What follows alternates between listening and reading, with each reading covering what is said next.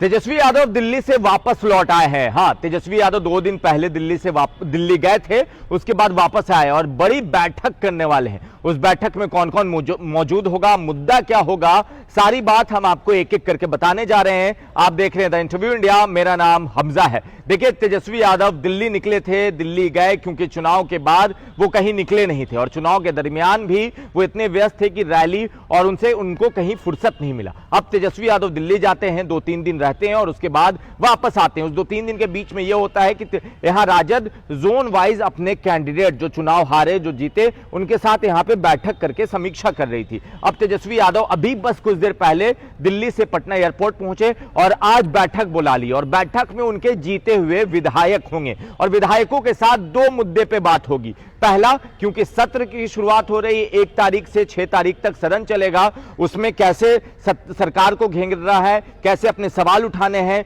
कैसे अपनी बातों को मजबूती से रखना है। मजबूती से रखने का मतलब, क्योंकि अब जो आंकड़ा है यहां पे विधायकों का राजद के पास वो बहुत कम है, तो कैसे इनकी आवाज ना दबे और उस भीड़ में भी इनकी आवाज बुलंद हो, उस पर बात की जाएगी। और दूसरा कि हार कहां हुई, चूक कहां हुई, गठबंधन में कितनी कमी रही, क्योंकि कांग्रेस ने कल बैठक की और बैठक में बहुत सारी बातें निकल के आई। उस बैठक में यह था कि उनके सहयोगी दलों ने उनको सपोर्ट नहीं किया, राजद से खींचतान की बात थी और कुछ लोग, जो कुछ सूत्र ऐसा कह रहे हैं कि यहां पे गठबंधन अब मजबूत नहीं रह पाएगा, टूटने के कगार पे पहुंच सकता है। अब तेजस्वी यादव भी दिल्ली से वापस आ गए हैं क्योंकि परसों से सदन की शुरुआत हो जाएगी, तो तेजस्वी यादव ने कमान संभाल लिया है और तेजस्वी उसी मोड में है जैसे रिजल्ट से पहले थे। रिजल्ट के बाद तेजस्वी थोड़े एक तरह से बैकफुट पे नजर आए, नर्वस भी कह सकते हैं, वो भी नजर आए, मगर तेजस्वी ने अब मोर्चा संभाल लिया। अपने 25 विधायकों को आज बुला लिया है अपने आवास पे कि आइए बैठक किया जाएगा और इस बैठक में बताया जाएगा कि कैसे मैदान फतह करना है,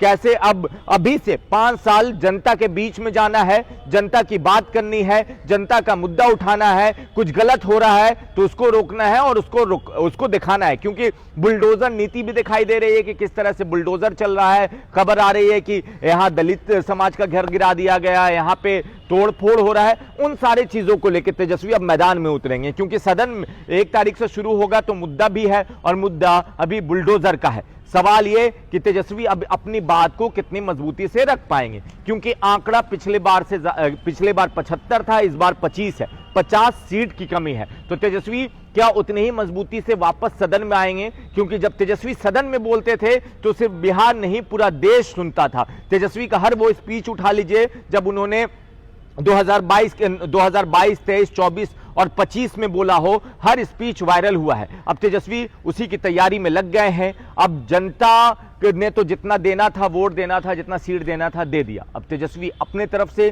कितना मेहनत करेंगे, आपको क्या लगता है? आप अपनी राय नीचे कमेंट बॉक्स में लिखें, ज्यादा से ज्यादा वीडियो को शेयर करें।